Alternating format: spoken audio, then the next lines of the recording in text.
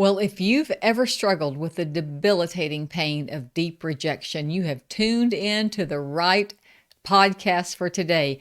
Our guest, an acclaimed actress and a soap opera star, has a very moving, powerful message about what it means and what it looks like to overcome deep rejection. You're going to love her. All that and more coming up next.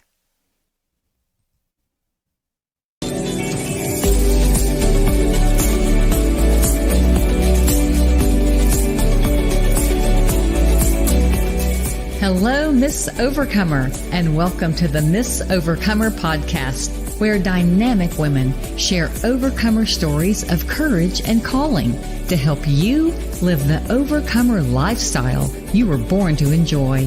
I'm your host, Tawana Lowry, and I'm thrilled you joined us for another episode of Empowerment. So straighten your crown and let's get started.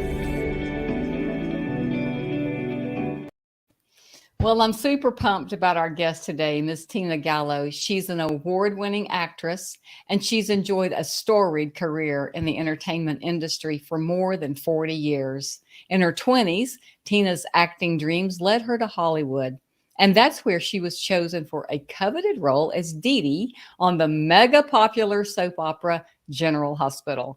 And after taking time off to raise her family, she re-entered the industry as an acting coach in Nashville, Tennessee.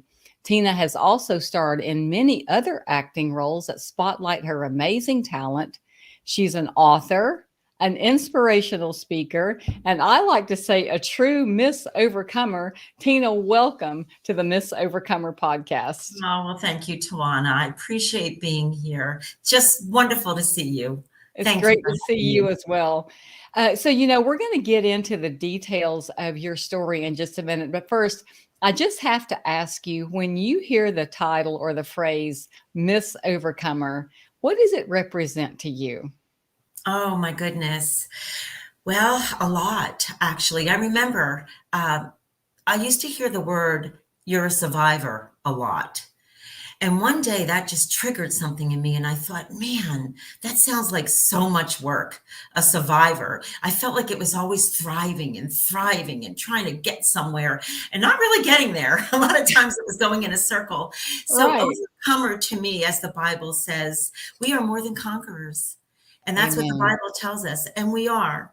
And we are. So that's what I think it means to me.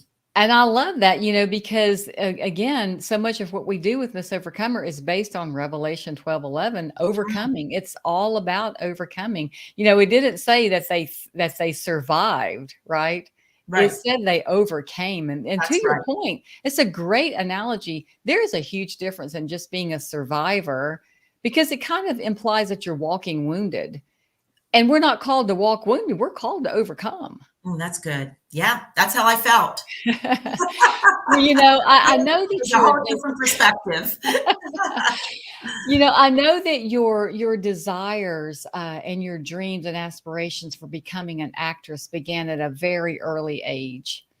But at the same time, that's about the same time that some deep rejection circumstances began to emerge in your life as well. Tina, could you take a couple of minutes and just share with us about what happened on that? Yeah, sure.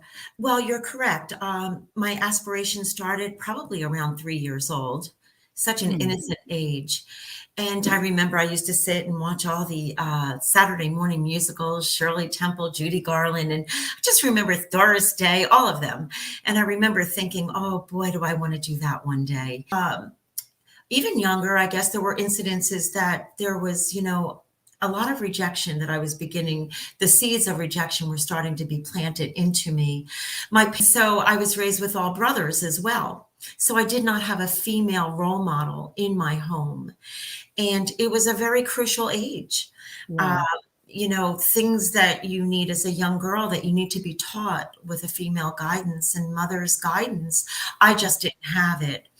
And, being a young girl, when I was growing up, we lived in a very nice suburb area, in-ground pool and all of that. But I grew up on the Brady Bunch. And, that's what it looked like. Sorry, there's hair on my face. But that's what it looked like growing up in my neighborhood as well. It just seemed like everybody had the perfect Brady Bunch family, and I didn't. And so I learned very early on to isolate in my bedroom, hide behind the TV and the screen, and make believe outwardly everything was okay. I learned at a very early age, probably 6, 7, how to put a mask on and cover up. So the way that I dealt with things, my personality seemed to go more extroverted outwardly. And so I was in baton twirling, I was on the swim team, I was in tap dancing, all those things. And I always wanted to put on a show, and I did, and dancing and all those things. But inside, the wounds were deep. And, I was so young, I didn't know what was going on. Watching other girls my age being fussed over by their moms. Little Right. simple things, taking them school shopping, brushing their hair. I would watch the mothers brushing their hair and thinking, I want that. Oh, Learning, when you're becoming a woman as a little girl.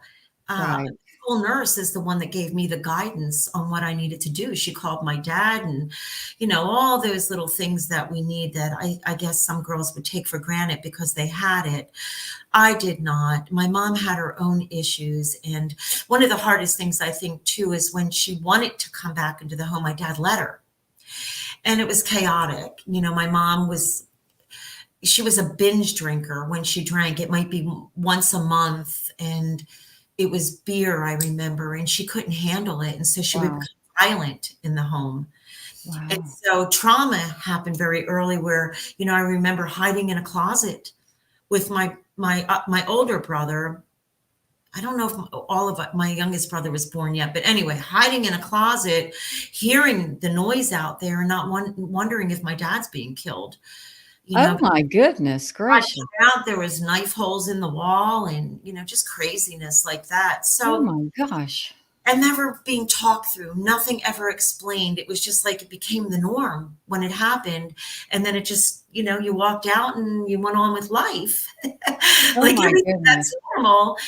And, I remember friends coming to get me for school, and there'd be glass all over the floor. And we had 3 side panels of window and you could see in. And, I learned that shame early, and how to cover up the shame and make believe everything was okay and everything is good. And so I learned to put a mask on very early, and the wounds were taking root in me of shame and guilt and rejection. And all those things were beginning to grow and find a home somewhere in my heart, is what happened early And on. Tina, I'm sitting here listening to your story, and I know there's countless people out there that had a similar experience.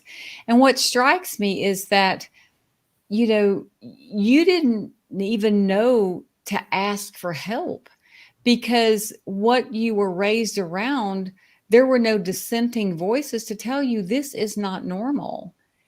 And so it sounds like you just kind of took it on, that all the adjusting, all the self-soothing and things like that, you had to produce that yourself. Well, and I knew it wasn't normal because in my neighborhood, I would go to my friends' homes. And I mean, of course, that kind of dysfunction is not normal, but you don't want anyone to know the secret either. Right, Yeah. right. And so, in spite of all of that, you continued with your desire to become an actress. And I know that you had a lot of things that you sacrificed. You spent time touring with Frank Sinatra, which I think that's so amazing. And they gave you some great advice. And then I believe you said you went to New York, and then you ended up in Hollywood. Wow. And then after getting enough under my belt in New York, I did make my way out to LA, fixed on getting on the show, GH at the time.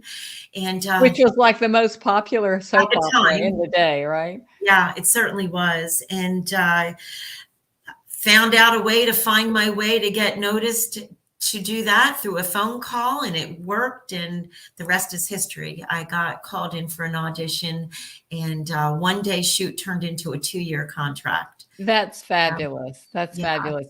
And you know, in this era of social media, Yes. you just have to really guard yourself about comparing yourself. But Tina, back to your story. When you're in Hollywood, you've got the, you know, the role of a lifetime on the soap of that everybody, you know, dreamed about and loved, and yet you're still struggling with the rejection. Uh, Kind of walk us into how did that continue to play out over your adult life? Well, it was really interesting. It was really interesting because I was starting to live the life. You know, I had a little nice cottage on the beach in Marina del Rey. It was absolutely beautiful. I made it to the show that I went out there to get on. Um, I was going to all the Hollywood parties, you know, my industry, like any industry, I guess, but it's a very small industry, and Hollywood is really a small town. Once you start going to the parties, you know, you see a lot of the same stars and the same people just, you know, going around to the same type of parties. So, you know, it was interesting because I'm very into health and nutrition, always have been, still am. But I found myself, you know, in the 1980s, cocaine was like the drug of the day. A lot of people were doing coke too because they wanted to be thinner for camera, because camera put on 10 pounds. So, you know, everybody, there was different reasons, but it was considered the Hollywood glamorous drug. So whenever you went to a party, you would find in a room, you know, cocaine just laid out. We did it sometimes on set to stay thinner, but yet I'm into health and nutrition. And then my drink of the day was a champagne cocktail. So, you know, I was realizing I was starting really to tear my body down. And I was wondering, like, what's really going on with me? You know, there was a battle going on inside of me. I could feel it raging. And it was like I never had enough. Nothing was enough ever. And so I'm making money, a young girl. It was good money in my early 20s, living this life like I had my convertible. Everything looked good, like you said, except I was dying inside. And part of that was I didn't feel like I deserved what I had. Um, the mask of trying to live up to it and not feeling like I could and I deserved it. Wow. If anybody really saw the inside of me, you'd see my secret of how I really feel, you know, because I carried all of that dysfunction with me into it. Right. So I would spend money like crazy on other people just to appear, you know, look at me, look what I have. Um, Coping, yeah, right? Yeah, just outward appearance was everything. My identity. My identity was so wrapped up in what I had and what I did. If you remove that, then I really would have fell apart. And even with having it, it wasn't enough. Now I have this, so now I got to go for the next and the next. I was constantly trying to climb up this ladder. And I was invited to a party that evening at Connie Stevens. Remember the actress Connie I Stevens? do, yes. Still alive, God bless her. But I was invited to her home. I'm sorry about my hair here.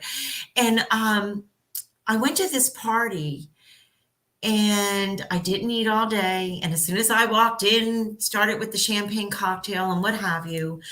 Anyway, I got really, really tipsy, really, really tipsy. And this girl, I think it was her assistant, was just annoying me. I don't know what it was. She didn't like me or something, but all these Hollywooders are there, people I would see around at the parties. And I'm not going to mention this one fella's name. You would all know him. But this female, I really do think she was her assistant. As I remember walking out to leave the party, she had like a mahogany spiral stairwell case. And this actor that was on a well-known show was walking up on my right. And this girl came on my left and she said something extremely rude to me. And right in the doorway, I kid you not, this goes back to my Philly and being raised in the Italian family with all my brothers. Connie Stevens is standing outside with her entourage to say goodnight to everyone as you're leaving. And then our cars were being pulled up to the right. She said this right at the doorway. I held off and punched her. We both went down. I was wearing a leather outfit. I ripped the knee apart. Oh my gosh. Anyway, this gentleman I'm telling you about, who was my friend, he brought me to my car. He said, Tina, get a hold. But he put me in my car. Now I'm up in the canyons. I don't know if we were in Beverly Hills or Bel Air, but I was in no condition to drive Tawana. But I was put in the car just to get rid of me. And I remember I made it home. It had to be an hour drive, but you've got to drive all the way down the canyons. Literally, you can just drive off the canyon and die. Amazing. The grace of God, I made it back to the marina, did not get pulled over. I just did. But the next morning, I remember waking up. The room was spinning. I was so sick, so sick. I was vomiting over the toilet. I was running my wrist under the sink, cold and nothing. I think I had alcohol poison. I just do. Oh, and I God. looked up in the mirror and I saw a 90-year-old lady, all of my veins frail. It was frightening. And Oh, then I my. could think of my dad and I thought, oh my gosh, he'd be so disappointed in me. And then I kept thinking, you're turning out just like your mom. Like all this stuff was going on in my mind. Because whenever anybody ever said to me early on in my life, you look like your mom, you're just like your mom, I'd go, no, I don't. No, I'm not. It was a very defensive thing for me. And so all of this was happening while I was looking at myself. And I was very ashamed. But anyway, fast forward that weekend, I shut myself down with my dog, walked the beach, started processing things, and really started looking into myself and what the heck was I doing? But I broke my nails when I hit her. You made it count.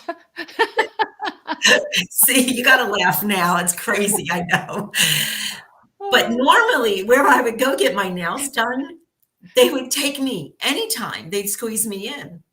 This particular day, they wouldn't squeeze me in. And I'm like, oh my gosh, I got to be worked on Monday. And I'm ashamed to go to work. What if this gets out? Just all the shame that went with it because I saw my mother when I was younger and I didn't want to be that person. Right. Anyway, I call a salon on the Palisades Pacific Coast Highway, I believe. They take me. This gorgeous, and I mean gorgeous, Polynesian type of woman comes out with a beautiful demeanor. Something about her struck me. And she brought me back. She starts doing my nails and she starts talking about Jesus. Oh my goodness. Hang on, I just got to stop right here. I'm thinking, in all things, God works for the good. You punched your colleague, you broke your nails, and it led you to a salon where someone knows Jesus. See, I just want to say something to a woman out there. You may think that you've done something so stupid God can't recover you from it, but I'm down. And Tina is a living example of it. Yes, he can. Go ahead. This is so great. I love this. Just keeping it real. I was probably 23 at the time too. But she was talking about the Lord. And then she had a date that night and she made an apple pie for the fellow. He was coming to her home for dinner. Everything about her was different than this shallow Hollywood world and girls I were around. And I thought, man, this girl, an apple pie. And she's just so content. And she had such a peace about her. Wow. And it wasn't like she was just content with herself. And I just observed it all.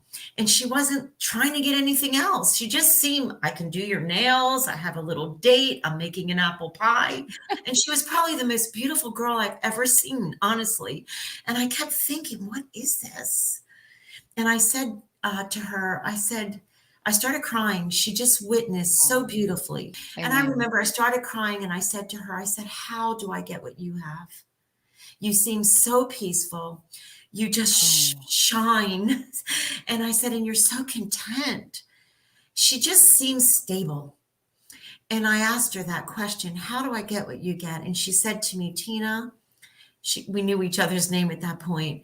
And she said, wherever you are, when you get in your car, you take a shower, whatever you're doing, wherever you go, wherever you are, just ask Jesus to show you the way. And I promise you, he will. Wow. And I left that day, and I wish I knew her name now. I don't know who she was, but we didn't have social media. But I remember getting in the car, and I just sat there, and I started sobbing. And that's when I said, Jesus, show me the way. And it never stopped. And he did. So that was a big turning point for me. I was really beginning to allow myself to let all of it peel away. Let it all peel away, and learning who I really was in Christ. I had heard that in my journey with the Lord, but now I was really beginning to go, you know what? I'm taking off the mask. I'm taking away the filters. Here I am. Wow. What do I do? Amazing. What you do is you allow the Lord, you live in him and let him live in you, and you relax in your skin, and it's all okay. And I'm thinking that's what you saw that lady who was the nail technician. You said that she was relaxed in her skin, right? She was. She was content. Yes. And the Lord wanted to bring you to that contentment. Yes. Well, so just for the sake of time, I mean, he did, Tana. He did. Yes, he's good. And he's so faithful to us all. Your story is so amazing. And Tina, I just have to say that I'm so thankful that, I believe that your desire to be an actress was a God dream, but the Lord just needed to direct you in the right position, in the right places, and with the right connections so that his heart could be fulfilled through your talent. And I see that happening, and I just applaud you. I mean, you're so vibrant, and you are determined that in your field of acting, and in your school and everything that you are so determined to bring glory and honor to the Lord. And that's such a beautiful thing. And it's so needed in the industry that you're in. And so I just want to say, the Lord bless you with that. And I applaud you. And I know a lot of the other sisters applaud you as well. Wow, thank you. You're a trophy of grace. What can I say? And an absolutely wonderful trophy of grace. And we never arrive. We never arrive. It's season, and it's still glory to glory to glory. There's more to come. Gives us a reason to get out of bed, right, Tina? Yes. It's a reason to get out of bed. I will say, I like where I am right now. It's a wonderful place to be, but it's been a journey, and I'm so grateful for the journey. And I think we are blessed when we hear the saying, you're blessed to be a blessing. It is a beautiful thing to have gotten on the other side and be an overcomer, that you can pour back and truly be a blessing to others, and be sensitive to where they are and what they need, and be there to help lift someone else up. To me, that is success. I believe God gives us the gifts and the talents that we have to really be a blessing to someone else. Amen. And I'm honored to be a part of that, and be able to sit here and be able to say that, and for it to be real and genuine. And I'm so grateful to God for bringing me to this place. Well, we're so thankful that, the Lord brought you into fellowship with Miss Overcomer, because you are Miss Overcomer. You really are, in all kinds of ways. So, couple more questions I have for you. Everybody's got their go-to Bible verse, right? Yeah. It's like your go-to music for game day or whatever. So Tina, what's your go-to Bible verse? I probably have a few, but there is one. I do have one that I absolutely love, and it's Proverbs 3:5-6. Trust in the Lord with all your heart. Lean not to your own understanding, but acknowledge him in everything, and he will direct your path. And you are a living proof of that. You are absolutely living proof of that. I love it so much. So for someone out there, Tina, who may be on the journey, right? Either she's stuck in rejection syndrome, just a lot of hurtful experiences, or she's trying to find her way out. What parting words of encouragement would you give that particular woman? Oh my goodness. The thing that comes to mind first when you say it is don't give up. God will never leave you nor forsake you. I remember the day that I almost heard him audibly. I think I did at my kitchen window when I was going through all this years ago. I will never leave you nor forsake you. Any word, any promise, I always have a Bible near me. Anything that God promises in this Bible is true. It is true. And he will take the dead bones and rise them up as well. But he will not leave us or forsake us. If we ask the Lord to help us and sincerely want that help, even if you make mistakes, even if you fall back, you fall down 7 times, get up 8, but the Lord is there to meet us. He also says that we're joint heirs with him. I see that as we're linking arms and walking together on this journey. Praise the Lord. All of that to say that wasn't the early girl's dreams, but he's taking that and he's got it for whoever is listening as well. You have a purpose. Your purpose is to glorify God.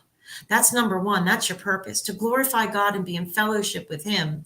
But then we have a calling, and all of it, we need all the pieces, every individual. So please know that. Please ask the Lord to give you the help that you need. Doesn't mean you're getting zapped, but I can promise you, he'll keep giving you the glimpses to let you know he's in this with you. He will not leave you where you are. And I know that to be true. Amen. I tell you what, I am just loving this. I'm probably going to listen to this podcast a dozen times. And when your book comes out, we'll have you come back on and we'll feature it on our Sister Hub and let you talk a little bit about that, because I know the women want to hear more from you. So Tina, in parting, tell us how we can get in touch with you. How can we follow you? Oh, okay. Yeah. Well, I have a website. It's my name, really, www.Tina Gallo, Gallo, like the wine, 30 tinagallo.com is my website. Okay. And we'll put it in all of the socials as well. Sure. I just want to say it's been an absolute pleasure to talk with you, Tina. And we just, as a sisterhood, wish you the best and pray for your continued success and making a strong impact for the sisterhood as who you are, who God's made you to be, and as Miss Overcomer. We just love you. Well, Thank you so much, Tina. Thank you so much. God bless you. I love you. God bless you. Thank you. Thanks for listening today. I know you were blessed by the message. So please subscribe to our channel, give a thumbs up, and share with a friend. We appreciate you helping us empower women around the world on their Overcomer journey. And be sure to join our Facebook group at Miss Overcomer Global. We love you. God bless you.